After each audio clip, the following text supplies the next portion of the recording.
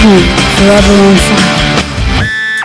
ಬಂಗಾಳದಲ್ಲಿ ಸಿಬಿಐ ತನಿಖೆ ವಿಚಾರಕ್ಕೆ ಸಂಬಂಧಪಟ್ಟಂತೆ ಸಿಬಿಐ ತನಿಖೆ ವಿಚಾರದಲ್ಲಿ ದೀದಿ ಗೆದ್ದುಬಿಟ್ಟಿದ್ದಾರೆ. ಸಿಬಿಐ ವಿರುದ್ಧ ಗೆಲುವು ಯಾರಿಗೆ?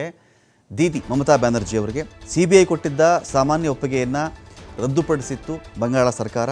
ಸಿಬಿಐ ಒಪ್ಪಿಗೆ ನಿರಾಕರಿಸಿದ ಮೇಲೂ ಕೂಡ ಸಿಬಿಐ ವೆಸ್ಟ್ ಬೆಂಗಾಲ್ನಲ್ಲಿ ತನಿಖೆಯನ್ನು ಮುಂದುವರೆಸಿತ್ತು.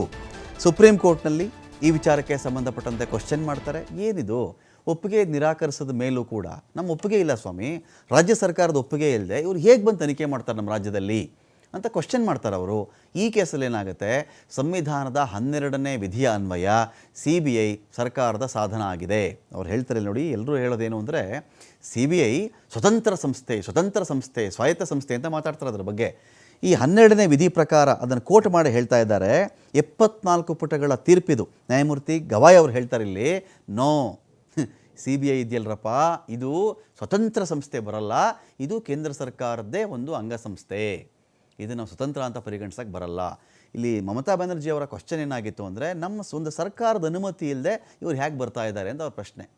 ಏನೋ ಬರೋದು, ದಾಳಿ ಮಾಡೋದು, ಹೆದರಿಸೋದು ಬೆದರಿಸೋದೆಲ್ಲ ಮಾಡ್ತಾರೆ ಸ್ವಾಮಿ, ಹೇಗೆ ಅಂತ ಕ್ವಶನ್ ಮಾಡಿರ್ತಾರಲ್ಲ. ಈ ಕ್ವಶನ್ಗೆ ಸಿಕ್ಕಿರೋ ಉತ್ತರ ಏನು ಅಂತ ಹೇಳಿದ್ರೆ, ಈ ಥರ ನೀವು ಮಾಡಿರೋದು ತಪ್ಪು. ಅಟ್ ದ ಸೇಮ್ ಟೈಮ್ ಒಂದು ಸ್ಪಷ್ಟೀಕರಣ ಕೂಡ ಜಸ್ಟಿಸ್ ಗವಾಯ್ ಅವ್ರ ಕಡೆಯಿಂದ ಬಂದಿದೆ.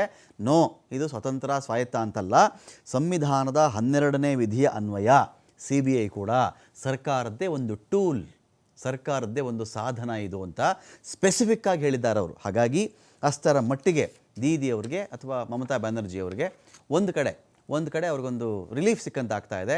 ಸಾಲಿಸಿಟರ್ ಜನರಲ್ ಅವರ ವಾದದಂತೆ ಸಿ ಬಿ ಐ ಸ್ವತಂತ್ರ ತನಿಖಾ ಸಂಸ್ಥೆ ಆಗಿದ್ದರೂ ಸಂವಿಧಾನದ 12ನೇ ವಿಧಿಯ ಅನ್ವಯ ಇದು ಸರ್ಕಾರದ್ದೇ ಸಾಧನ.